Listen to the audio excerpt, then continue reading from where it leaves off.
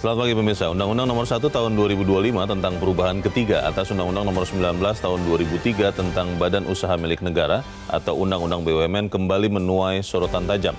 Keberadaan pasal 9 huruf G yang menyatakan anggota direksi, Dewan Komisaris, dan Dewan Pengawas BUMN bukan merupakan penyelenggara negara menjadi sorotan karena dapat berdampak luas, utamanya dalam konteks pemberantasan korupsi di tanah air.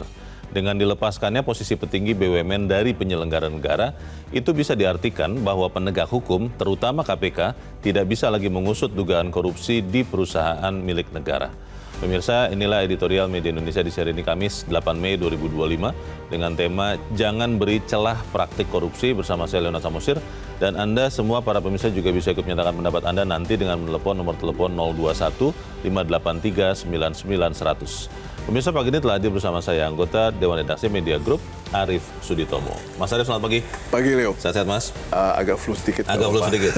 Bukan gara-gara kurang jelasan pasal 9 huruf G ini ya. Tapi ini menjadi menarik, Mas Arief, karena kalau waktu kita lihat pasal 9 huruf G ini, dikatakan bahwa tadi benar, bukan penyelenggara negara. Tapi di penjelasannya, kalau saya boleh bacakan pasal 9G, tidak dimaknai bahwa bukan merupakan penyelenggara negara yang menjadi pengurus BUMN, statusnya sebagai penyelenggara negara akan hilang. Ini jadi aneh, kenapa penjelasannya bisa mementahkan pasalnya? Kalau begitu dari awal kenapa harus ada pasal 9G ini? Bagaimana, Mas? Nah itu memang hal-hal yang pada akhirnya harus kita jawab adalah tentang interpretasi ya.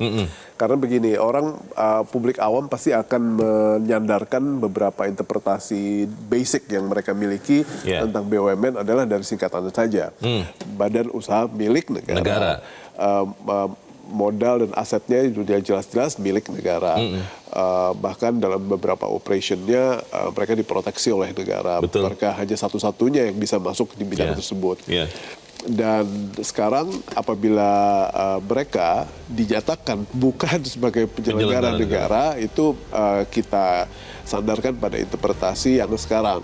Jadi apabila sekarang kita nyata-nyata melihat bahwa memang politik hukum itu berubah, jadi kita lihat saja dalam praktek ke depan, apakah dalam waktu yang sangat panjang nantinya kita tidak akan lagi melihat anggota atau jajaran komisaris, direksi BUMN itu tidak ada yang ditangkap atau tidak ada yang dihukum, maka benarlah adanya bahwa mereka akan menjadi pihak yang kebal hukum.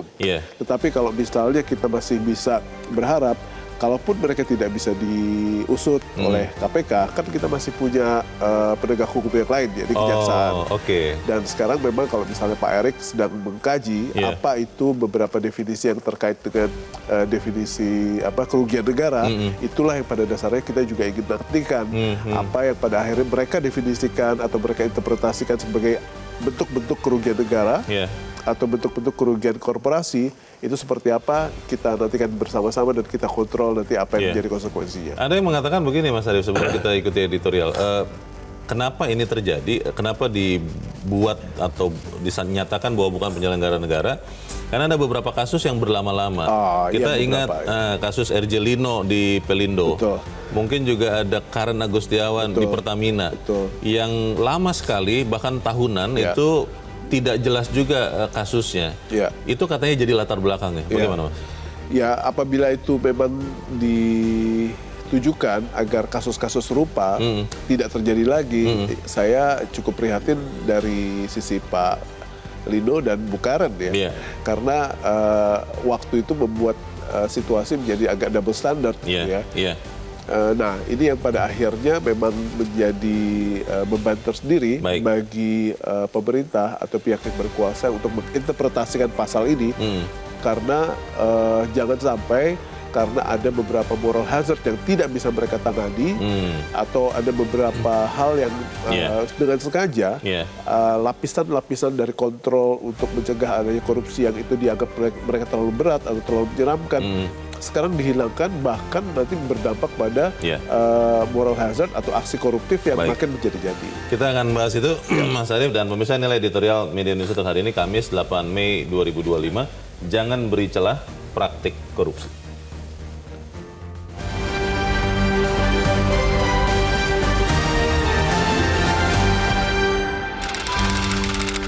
Jangan beri celah praktek korupsi.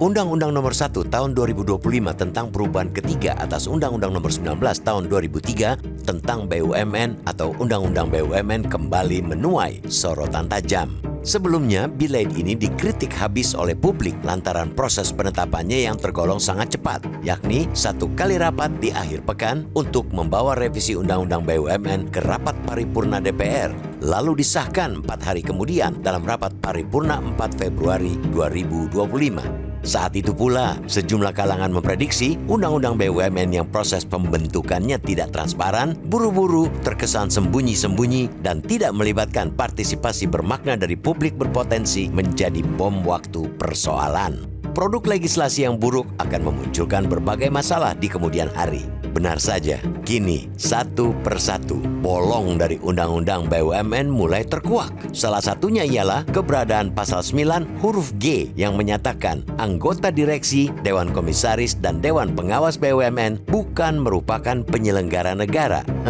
Pasal ini menjadi sorotan karena dapat berdampak luas, utamanya dalam konteks pemberantasan korupsi di tanah air. Dengan dilepaskannya posisi petinggi BUMN dari penyelenggara negara, itu bisa diartikan bahwa penegak hukum, terutama KPK, tidak bisa lagi mengusut dugaan korupsi di perusahaan negara itu. Betul bahwa tafsir makna atas pasal tersebut masih beragam. Di satu sisi, Menteri BUMN Erick Thohir memastikan perubahan status direksi, komisaris, dan Dewan Pengawas BUMN tidak membuat mereka kebal dari penindakan tindak pidana korupsi. Begitu pula Wakil Ketua KPK, Johannes Tanak, menegaskan Undang-Undang BUMN tidak menjadi penghalang KPK untuk mengusut dugaan korupsi di BUMN. Undang-undang tersebut cuma mengubah status petinggi BUMN menjadi bukan penyelenggara negara. Namun di sisi lain, para pegiat anti korupsi cukup khawatir pasal tersebut akan dimanfaatkan sebagai celah atau legislasi menjadikan korupsi sebagai hal yang lumrah dilakukan di perusahaan plat merah. Sebagian lagi berpendapat bahwa perubahan Undang-Undang BUMN itu akan memiliki konsekuensi sangat serius lantaran mengandung spirit memberikan impunitas kepada para pengurus BUMN. Publik tentu tak ingin kecemasan para pegiat korupsi itu menjadi kenyataan. Pertama, karena praktek dugaan korupsi di BUMN hingga kini belum sepenuhnya habis. Tengok saja kasus-kasus korupsi jumbo yang belakangan ditangani Kejaksaan Agung. Mayoritas ialah korupsi di tubuh perusahaan negara itu. Alangkah lucunya bila di situasi seperti ini justru muncul aturan yang berpotensi melindungi para petinggi BUMN. Alasan kedua, langkah pemberantasan korupsi di tanah air saat ini sedang lemah-lemahnya. Indonesia saat ini terus berkutat dan belum selesai menghadapi korupsi akut yang menyangkut integritas pejabat publik, baik di lembaga legislatif, eksekutif, hingga yudikatif. Secara global, indeks persepsi korupsi Indonesia pun masih jauh tertinggal.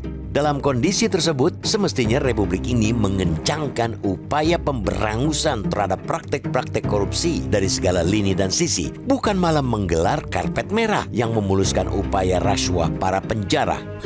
Praktek permisif yang ditengarai menjadi nyawa dari Undang-Undang BUMN itu justru berseberangan dengan gagasan dari Presiden Prabowo Subianto yang serius ingin memberantas praktik korupsi. Maka para pihak harus memastikan bahwa hukum tetap bisa tegak walaupun celah aturan menganga.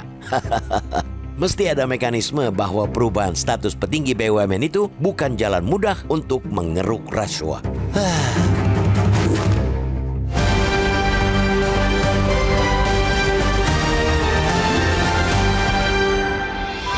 Di bagian berikut Anda bisa menyatakan pendapat Anda, pemirsa. Untuk saat ini tetaplah bersama kami.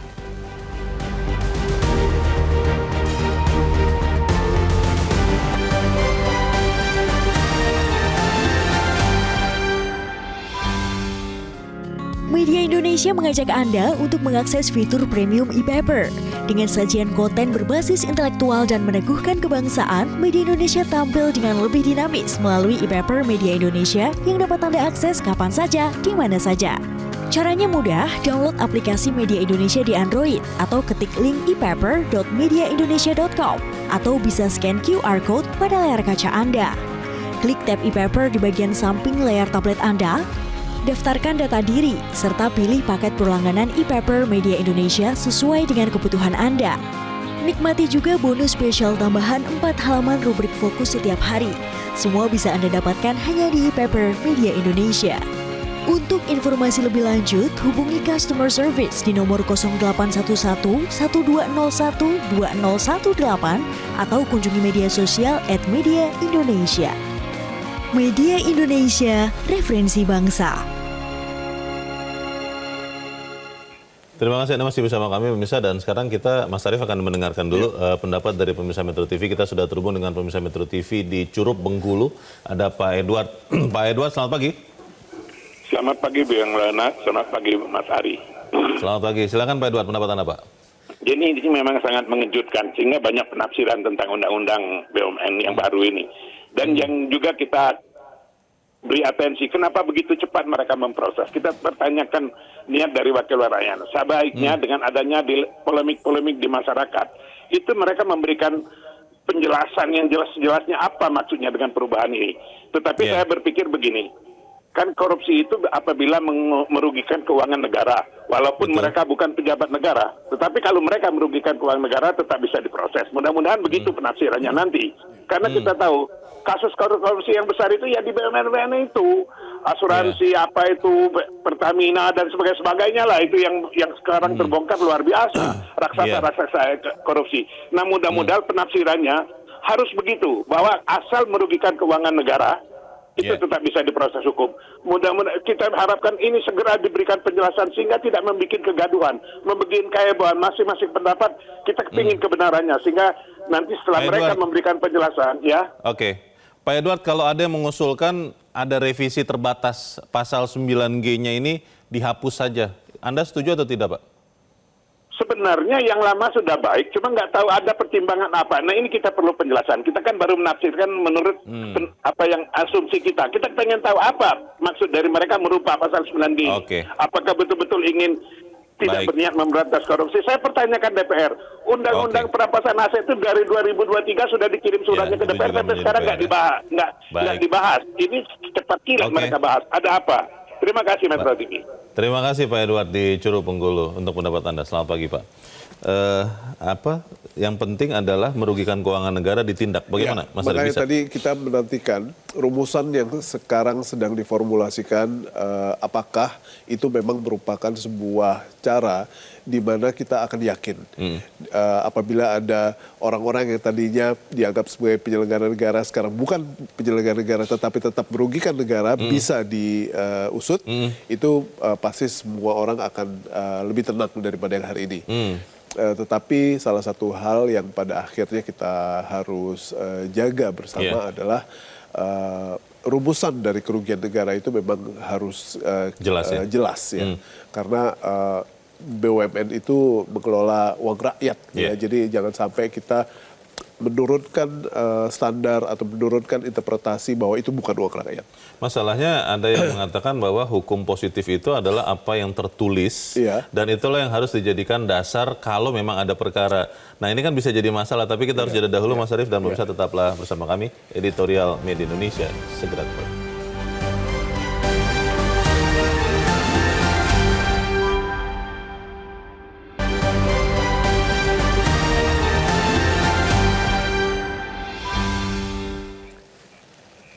Terima kasih Anda masih bersama kami, dan kita di bagian akhir dari diskusi kita pagi ini. Mas Arief, ada yang bilang pemimpin yang baik itu harus walk the talk. Kita tahu betul bagaimana Presiden Prabowo di mana-mana selalu mengatakan memberantas korupsi. Bagaimana undang-undang ini dan penyelenggara negara dan KPK penegak hukum tidak menjegal niat dari Presiden Prabowo? Ya, sebaiknya kita sekarang tidak memusatkan perhatian kita pada pasal 9G ya. Yang kita lihat adalah seberapa jauh komitmen yang sudah diucapkan secara retorika sudah sangat digelorakan oleh Presiden Prabowo. Itu menjadi sebuah aksi. Dan aksi tersebut kita akan perhatikan. Apabila dalam waktu tertentu kita tidak melihat adanya skandal BUMN lagi, itu adalah sebuah peringatan di kita. Apakah memang BUMN governance-nya sudah semakin bagus, atau memang ini merupakan dampak dari pasal 9G.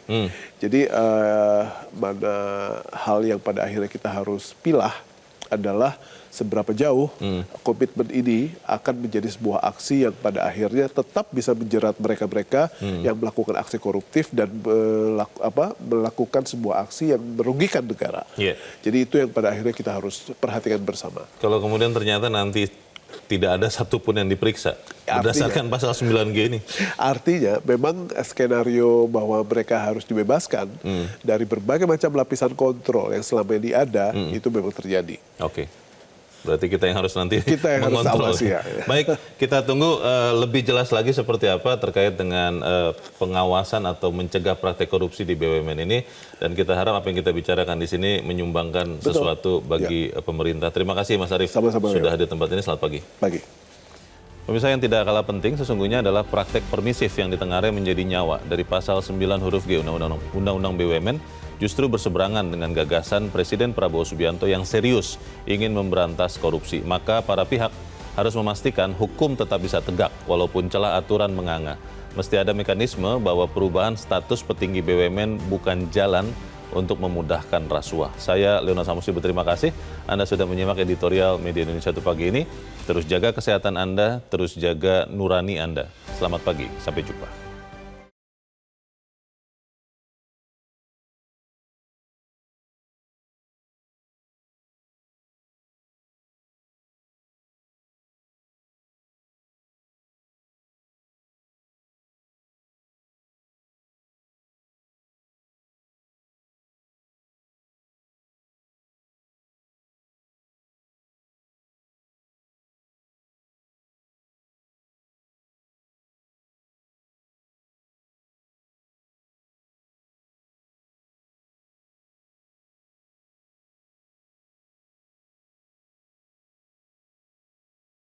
Jelajahi cara baru mendapatkan informasi. Download Metro TV Extend sekarang.